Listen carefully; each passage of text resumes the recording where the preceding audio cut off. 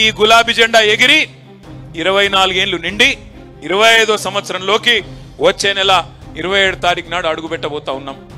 ఇవాళ మనకు ఉద్యమము కొత్త కాదు, అధికారము కొత్త కాదు, ప్రతిపక్ష పాత్ర కొత్త కాదు. కానీ ఇవాళ మనకు తిరిగి అధికారం కావాలని కోరుకోవడం మన కోసం కాదు. నేను 10 ఏళ్ళు మంత్రిగా పనిచేసిన, జయేశ్వర్ రెడ్డి గారు 10 ఏళ్ళు చేసినారు. ఈ వేదిక మీద కూర్చున్న వాళ్ళందరూ ఎమ్మెల్యేలు అయినారు, జెడ్పీ చైర్మన్లు అయినారు, ఊహించకుండా ఎమ్మెల్సీలు అయినారు, రకరకాల పదవులు వచ్చినాయి, జెడ్పీటీసీలు అయినారు, మున్సిపల్ చైర్మన్లు అయినారు, రకరకాల పదవులు వచ్చినాయి.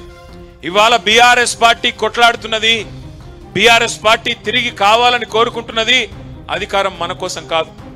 ఆనాడు టీఆర్ఎస్ పుట్టుక చరిత్రలో ఒక అనివార్యమైన పరిస్థితిలోంచి వచ్చిన ఒక సందర్భం. ఇవాళ కూడా తిరిగి బీఆర్ఎస్ కు అధికారం కావాలని కోరుకోవడం మన కోసం కాదు, తెలంగాణ కొరకు ఒక చారిత్రక అవసరం ఖచ్చితంగా ఉన్నది.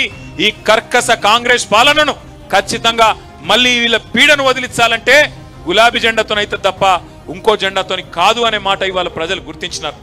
అందుకే ఎక్కడ పోయినా ఈ 15 నెలల్లో, ఎక్కడికి పోయినా ఈ 15 నెలల్లో సరే మనం దెబ్బతిన్నాం, అసెంబ్లీలో ఓడిపోయినాం.